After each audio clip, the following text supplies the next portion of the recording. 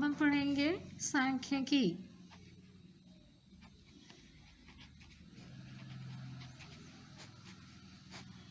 सांख्यिकी में क्या क्या होता है, इसमें हम पढ़ते हैं केंद्रीय प्रवृत्ति की माप। केंद्रीय प्रवृत्ति की माप में होता है माध्यिका, आरोही अवरोही क्रम, बारंबारता, यही सब चीज़ें हम लोग पढ़ते हैं। समांतर माध्य, माध्यिका। तो देखिए, सबसे पहले जो है आपके जो पूरे लेसन में जो दिया हुआ है, आपको क्या क्या जानकारी होनी चाहिए। सबसे पहला है आरोही क्रम। आरोही क्रम क्या होता है, किसी भी संख्या को जो सबसे छोटी संख्या हो, इसको क्या कहते हैं, बढ़ते क्रम में, बढ़ते क्रम। जैसे आप में दिया हुआ है 40, 42, 52, 32, 36, 24।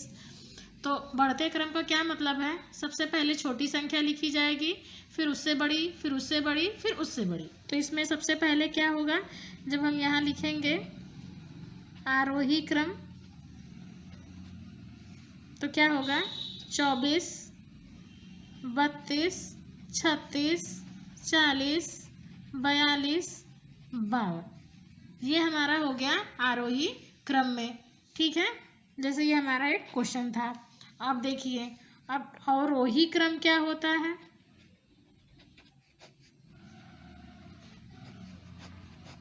अवरोही क्रम घटते क्रम। घटते क्रम में जैसे क्वेश्चन मान लीजिए हमारा हो गया 20, 25, 12, 15, 16, 50।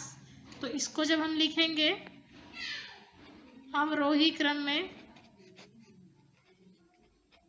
तो क्या लिखेंगे, सबसे पहले बड़ा, फिर उससे छोटा, फिर उससे छोटा, फिर उससे छोटा, फिर उससे सबसे छोटा लास्ट में, यानी घटते क्रम में।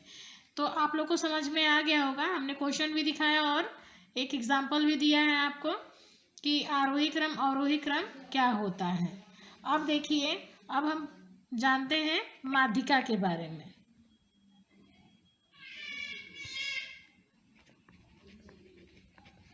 माध्यिका क्या होती है, तो माध्यिका की जो परिभाषा है वो क्या होती है कि आंकड़ों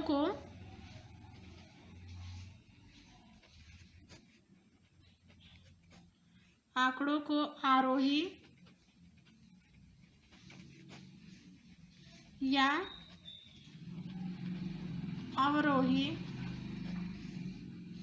क्रम में व्यवस्थित किया जाए। तो मध्य में पढ़ने वाले पद का मान माध्यिका होता है।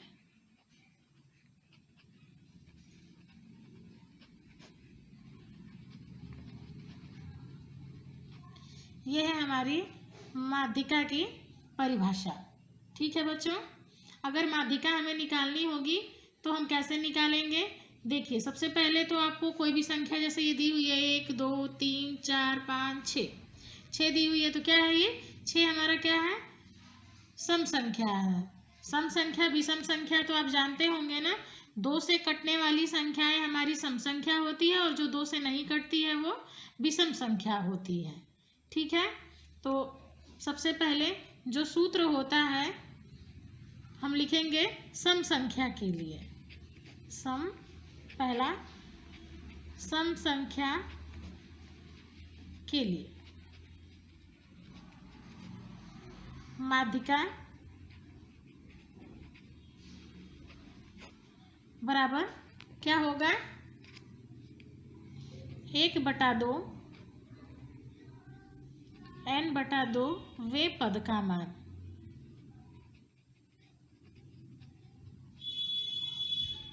प्लस n/2 प्लस 1 वे पद का मान। ये है बच्चों सूत्र। ठीक है, अब देखिए, अब हम लिखेंगे विषम संख्या के लिए।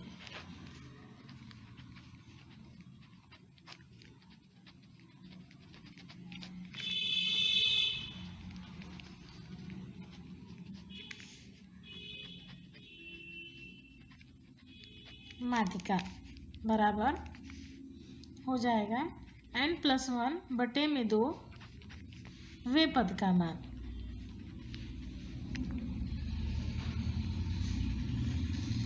आया बच्चों समझ में? अब देखिए एक क्वेश्चन देख लेते हैं। क्वेश्चन जैसे कि आपके बुक का ही होगा। जैसे देखिए क्वेश्चन है एक 3, 4, 7, 9, 10, 13, 15 की माध्यिका बताइए। तो पहले देखिए बच्चों, कोई भी संख्या ऐसे हमें दी होगी तो सबसे पहले हम उसे आरोही या अवरोही क्रम में लिख लेंगे। ठीक है, इसमें तो देखिए इसमें आपको आरोही अवरोही में नहीं लिखना है क्योंकि ये पहले से ही आरोही क्रम में लिखा हुआ है। 3, 4, 7, 9, 10 देखिए लिखा है ना बढ़ते क्रम में। तो इसमें आपको कुछ नहीं करना है, इसमें बस आपको मान निकालना है और देखना है कि सम है कि विषम है। कौन सा सूत्र आप लगाएंगे? 1, 2, 3, 4, 5, 6, 7 यानी विषम है। तो हम कौन सा सूत्र लगाएंगे? विषम संख्या वाला। लिखिए माध्यिका बराबर कितना था? 1, 2, 3, 4, 5, 6, 7 7/1/2 वे पद का मान।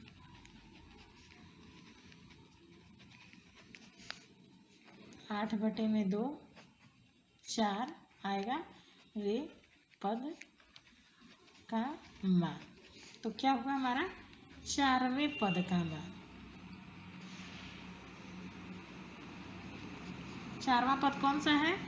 1, 2, 3, 4 यानी माध्यिका हमारी क्या हो गई? 9। यही हमारा आंसर हो गया। ठीक है बच्चों, इसी तरह आपको सवाल लगाने हैं, बाकी के आप लोग लगाइएगा। माध्यिका निकालना हमने बता दिया। देखिए अगर यहीं पर 6 होता तो हम सम संख्या वाला सूत्र लगाते और विषम दिया है तो विषम वाला लगाए। तो माध्यिका हमने आपको बता दिया। अब देखिए बच्चों, किसी भी कोई भी अगर दिया हो सारणी आपको दी हुई हो, जैसे एक सारणी दी है, सारणी में है यहाँ पर पद, यहाँ दिया हुआ है 12 वार्ता। पद हमारा हो गया जैसे कि 3, 4, 6, 8, 12। 12 वार्ता दी है। 2, 5, 4, 5, 3। अब अगर हमें संचयी बारंबारता निकालनी हो तो हम क्या करेंगे?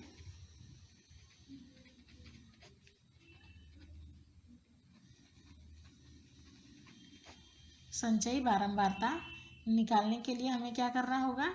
हमें जोड़ना होगा। जैसे सबसे पहले हम क्या करेंगे? हमारी ये बारंबारता दी है तो ये इसमें तो कुछ नहीं जोड़ेंगे, ये हमारा उसी तरह उतर जाएगा। अब इसको और इसको जोड़ करके लिखेंगे तो 2 धन 5 बराबर 5 2 7। अब 7 धन 4 बराबर 7 4 11।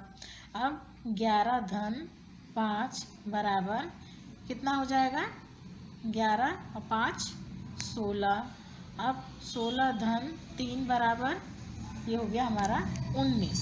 ठीक है बच्चों, आपकी किताब में ऐसे भी सवाल दिए हैं। तो संचयी बारंबारता कैसे निकाली जाती है हमने आपको बता दिया। अब संचयी बारंबारता के बाद आप क्या करेंगे? अगर आपको दिया हुआ है कि इसका जो है आप लोग जो है इन सारणी का जो है संचयी बारंबारता निकालिए तब तो ठीक है, लेकिन अगर माध्यिका निकालने के लिए दिया हुआ है तो ये हमारा क्या हो गया, यही हमारा n का मान होगा, यानी n बराबर 19। तो हमारी इसमें क्या है, ये सम है कि विषम है, ये हमारा विषम है। तो हम माध्यिका निकालेंगे विषम वाला सूत्र लगा के। हम विषम वाला सूत्र हमारा होता है माध्यिका बराबर, ये n बराबर 19 के लिए है विषम संख्या, n+1/2 वे पद का मान। तो यहाँ क्या होगा, 19 धन 1/2 तो हो जाएगा 20/2 यानी 10 वे पद का मान। तो देखिए बच्चों, जब दिया है वे पद का मान 10, तो 10 के नज़दीक, अगर 10 नहीं आपको मिलता है तो 10 के नज़दीक जो होगा वही आपका आंसर होगा। जैसे इसमें दिया हुआ है संचयी बारंबारता में हम देखेंगे 11, 7 तो 10 से 3 कम है, लेकिन 10 से 1 ज़्यादा 11, यानी जो आसपास का, अगर आपको एग्जैक्ट वैल्यू नहीं मिलती है तो आप उसके आसपास की वैल्यू को देखेंगे। 11, तो 11 किसका है, 6, यानी क्या होगा, आंसर इसका हो जाएगा 6। तो मान हो जाएगा हमारा यहाँ पर आंसर 6, माध्यिका हमारी होगी 6। इसी तरह बच्चों आप आगे सवाल लगाइएगा। अब हम पढ़ते हैं बहुलक। बहुलक क्या होता है, बहुलक जो होता है प्रेक्षण की मात्रा से ज्ञात किया जाता है। जैसे जो जितनी बार प्रेक्षण होगा उसका बहुलक वही होगा। जैसे इसको हम लिखेंगे, सबसे पहले यहाँ पर लिख देते हैं बहुलक होता क्या है। बहुलक जो है प्रेक्षण की मात्रा से ज्ञात किया जाता है।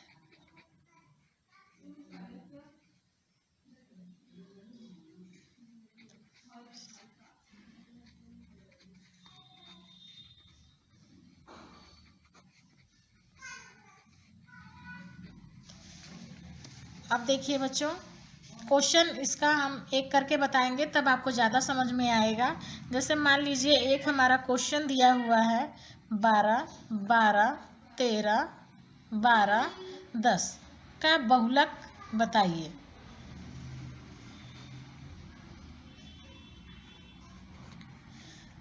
तो इसमें जो सबसे अधिक बार संख्या आती है वही संख्या हमारी बहुलक कहलाती है। जैसे देखिए 1, 2, 3, 12 कितनी बार आया है, 3 बार आया है, और बाकी सब संख्याएं 1 बार। तो इसमें ऐसा नहीं है, हो सकता है कोई और संख्या आपको प्रश्न में दी हो जो वो भी 3 बार दी हो। जैसे कि इसमें तो मान लीजिए हमारा बहुलक हो गया 12, लेकिन अगर दूसरी कोई संख्या दी हुई है, दूसरा क्वेश्चन देखिए 2, 4, 5, 6, 7, 4, 2, 3, 1, 11, 6, 12, 13 का बहुलक बताइए।